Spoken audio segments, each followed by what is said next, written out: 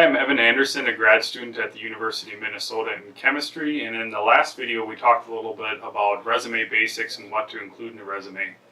Is there any additional things that you would recommend to include in a resume? Keep in mind that what we've talked about so far are really general principles, and I want to get now into the nitty-gritty of and how to write the resume. Certainly you want to list relevant extracurricular activities, and by that I mean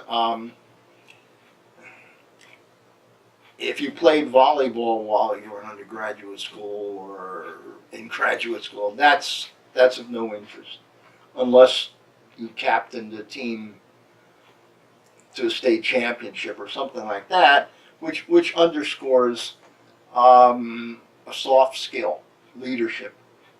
Other soft skills are initiative, persistence. These are very important, and anything you can do to be convincing about them is very important.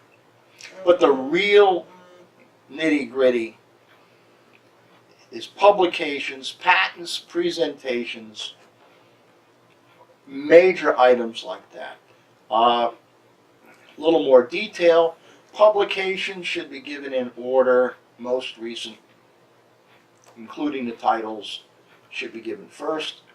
Of course, your faculty advisor is the lead author or the principal author, but on any publication where you were the driving force for the publication, where you perhaps supervised other graduate students, so you're the lead grad student or lead postdoc on a publication, you should put some special symbol on that, a little $sign or a squiggle or an underline, and then define what that squiggle means. That's a good thing to do. Patents are particularly important, and it may be that you've only gotten to the point of submitting a provisional patent, but you can say it's a provisional. You give its title, you give the inventors. Those are very important, and you may want to at some point connect the publication to a patent. For instance, you might when you give the title, when you give a particular publication, you would add, "This led to patent number 1 below." Another major area is presentations. Again, if you were the presenter, then you need to show that you were the presenter of that particular piece of work.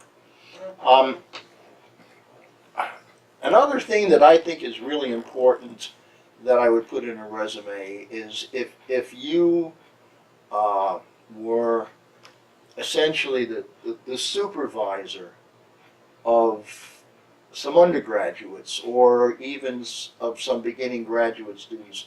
I know that a lot of professors have 2, 3, 4 projects, and they will appoint a senior grad student or a postdoc to sort of be the point person on that project, and graduate students would go to see that point person when they had problems. They would just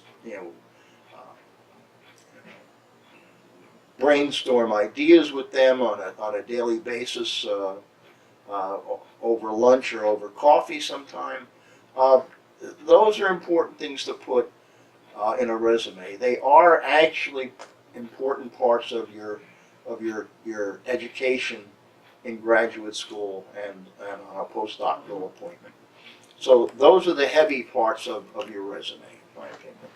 So I have an additional question on publications that aren't already published. What would you recommend to do with those? This is a somewhat tricky area. Imagine what would happen to your interview if you got that far, where someone asks you to show them a draft copy of this publication that's in submission or in preparation. If you can't produce a decent draft, it's probably the end of your connection with that company. Of course, if a paper's in submission, that's perfectly all right, because you're going to have an acceptable copy of it. But once you get into listing things that are in preparation, you really should have them just about ready to put in the mail the next day before listing them, to avoid the catastrophe of being asked to produce the document. So I would be cautious about that. So now that we've covered what content's in a typical resume, how would you recommend formatting the resume? In what order to put each content in? Well, that's a good point for sure. I think this tends to be a fairly standard format. First, of course, your name is at the top. I wouldn't use an excessive font size because that's wasting space. Your contact information, certainly your mailing address, your email address, and some phone contact. Something that I have learned from a number of my former students who've conducted searches for industry is a statement of your citizenship status. This is very helpful. I would have that close to the top if you're working on citizenship, if you're looking to get a green card. Things of that nature should be stated. But now, getting into the body of the resume, the top information is your experiences, and these really come into two categories. Your educational experiences or your educational qualifications in reverse chronological order. We've sort of talked about that a little bit. At this point, I would certainly indicate the title of your dissertation, the dates that you were at each of your positions, starting with postdoc, dates in graduate school, dates in undergraduate school, the name of your principal research advisor, or if you had a co-advisor, literally was a co-advisor, then I would list their names, because they may well have former students, former postdocs in that company. That could really be to your benefit to make that connection as early as you can. So educational qualifications, emphasizing stuff that's really relevant to the position.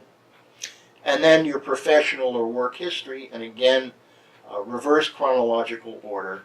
Most recent job, moving back in time to your first job that's really relevant.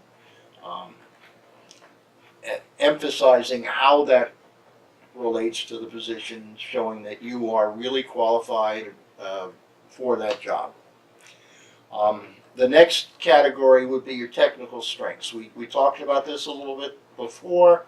You know, leave out the alphabet soup of techniques unless you're an expert, and then make sure you point out why you think you're qualified as an expert in that.